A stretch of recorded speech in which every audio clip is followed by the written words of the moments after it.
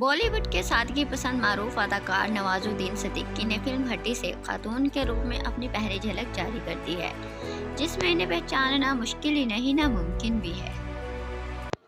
अस्सलाम वालेकुम viewers, welcome back to my channel inside information. Guys, भारतीय मीडिया के मुताबिक जी स्टूडियोज की फिल्म हड्डी का पोस्टर 23 अगस्त को रिलीज किया गया है। पोस्टर में नवाजुद्दीन सिद्दीकी को खातून के रूप में देखकर हर कोई हैरान रह गया है। फिल्म 2023 में रिलीज होगी। इसके अलावा नवाजुद्दीन सिद्दीकी ने फिल्म हीरोपंती 2 में लैला का किरदार निभाकर मदाहों की तारीफें समेटी थी। अब हड्डी के पोस्टर में इन्हें खातून के रूप धारे देखकर मदाहों की दिलचस्पी और बढ़ गई है। ट्विटर पर अदाकार ने बताया कि फिल्म की शूटिंग जारी है और ये अगले साल रिलीज की जाएगी।